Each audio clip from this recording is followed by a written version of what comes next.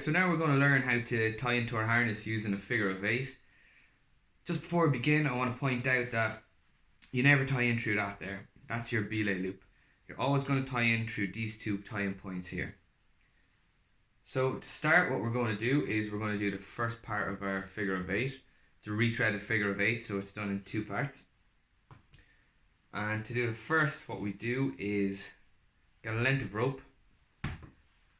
And a nice kind of easy to remember way to tie your figure-of-8 starting off is tail end, make a loop or an alien's head.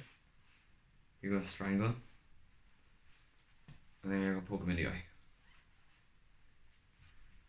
And then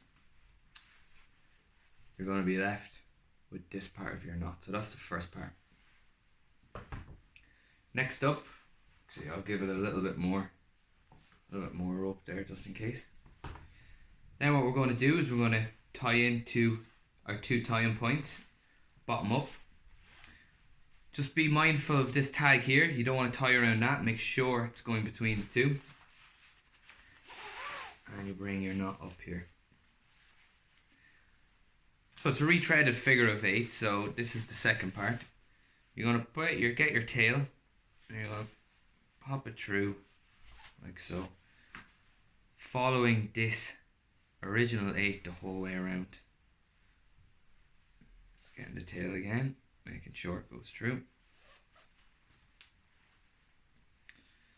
And back through here.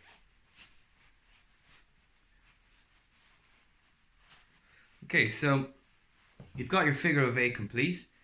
There's two things to look out for here. The first is this loop here. So you don't want it too big, that it's going to become a snag hazard. And you also don't want it too small, so that you can pop your fist through is enough.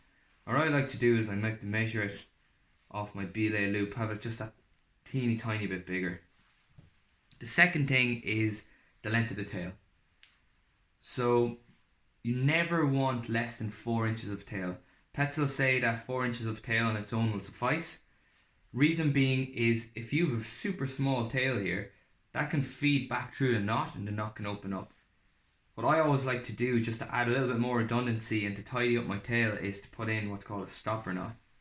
So to do that, you put your thumb on the rope here, tie it around once, tie it around twice, and then you're getting the tail and you're going from the bottom up.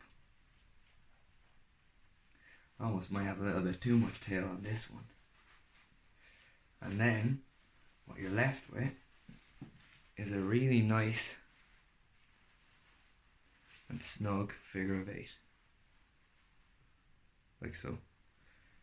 Might be a little bit too much tail on that, but that's pretty much perfect there. So you got two strands, and then two for your stopper knot.